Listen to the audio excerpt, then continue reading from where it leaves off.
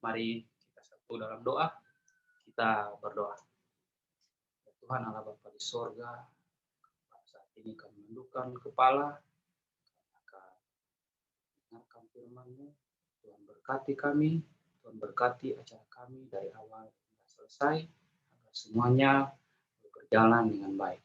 Dalam nama-Mu, kami berdoa dan mengucap syukur. Amin. Kita akan mendengarkan firman Tuhan yang terambil dari Perjanjian Lama, Hakim-Hakim pasalnya yang ke-11, ayatnya yang ke-29 sampai 40. Nasar Yefta. Lalu roh Tuhan menghinggapi Yefta. Ia berjalan melalui daerah Gilead dan daerah Manasye, kemudian melalui Mispa di Gilead. Dan dari Mispa di Gilead, ia berjalan terus ke daerah Bani Amon. Lalu bernasarlah Yefta kepada Tuhan, katanya, "Jika engkau sungguh-sungguh menyerahkan Bani Amon itu ke dalam tanganku, maka apa yang keluar dari pintu rumahku untuk menemui aku pada waktu aku kembali dengan selamat dari Bani Amon, itu akan menjadi kepunyaan Tuhan, dan aku akan mempersembahkannya sebagai korban bakaran." Kemudian Yefta berjalan terus untuk berperang melawan Bani Amon, dan Tuhan menyerahkan mereka ke dalam tangannya. Ia menimbulkan kekalahan yang amat besar di antara mereka, mulai dari Aroer sampai dekat Minit, 20 kota banyaknya, dan sampai ke Abel Keramim, sehingga Bani Amon itu ditundukkan di depan orang Israel. Ketika Yefta pulang ke Mispa, ke rumahnya, tampaklah anaknya perempuan keluar menyongsong dia dengan memukul rebana serta menari-nari. Dialah anaknya yang tunggal. Selain dari dia, tidak ada anaknya laki-laki atau perempuan. Demi dilihatnya dia, dikoyahkanlah bajunya sambil berkata, "Ah, anakku, engkau membuat hatiku hancur, luluh, dan engkaulah yang mencelakakan aku. Aku telah membuka mulutku bernasar kepada Tuhan, dan tidak dapat aku mundur." Tetapi jawabnya kepadanya, "Bapa, jika engkau telah membuka mulutmu bernasar kepada Tuhan, maka perbuatlah kepadaku sesuai dengan nasar yang kau ucapkan itu, karena Tuhan telah mengadakan bagimu pembalasan terhadap musuhmu, yakni Bani Amon itu." Lagi katanya kepada ayahnya, "Hanya izinkanlah aku melakukan hal ini. Berikanlah keluasan kepadaku 2 bulan lamanya, supaya aku pergi mengembara ke pegunungan dan menangisi kegadisanku bersama-sama dengan teman-temanku."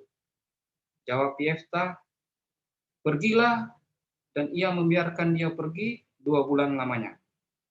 Maka pergilah gadis itu bersama-sama dengan teman-temannya menangisi kegadisannya di pegunungan. Setelah lewat kedua bulan itu, kembalilah ia kepada ayahnya, dan ayahnya melakukan kepadanya apa yang telah dinasarkannya itu. Jadi gadis itu tidak pernah kenal laki-laki. Dan telah menjadi adat di Israel bahwa dari tahun ke tahun anak perempuan orang Israel selama 4 hari setahun meratapi anak perempuan Yefta orang Gilead itu. Dari bacaan kita, jadi kesimpulannya sambil tentang nasar. Nasar ini atau janji kita atau komitmen kita kepada Tuhan. Jadi yang namanya komitmen sekalipun berat, ya harus kita jalani. Ya, contohnya dalam pelayanan. Meskipun terkadang kita masih kurang sempurna, tapi jika hal itu kita maksimalkan, ya, semua ada hikmahnya, ada berkahnya. Bagaimana dengan Yefta? Sekalipun berat, dia tidak mundur. Sekalipun yang dinasarkannya itu kemudian adalah anak perempuan satu-satunya, tapi dia mempersembahkan sebagai korban bakaran bagi Tuhan. Kesimpulannya,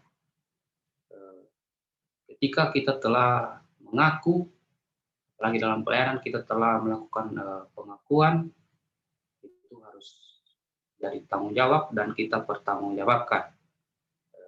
Demikian sedikit kesimpulan yang dapat saya ambil dari bacaan kita pada saat ini. Demikian firman Tuhan. Amin. Oke, untuk merespon firman Tuhan, kita mengayuh firman Jemaat nomor 49, firman Allah jayalah. Firman Allah jayalah sampai ujung dunia, kita pun dipanggilnya untuk hidup yang bakal.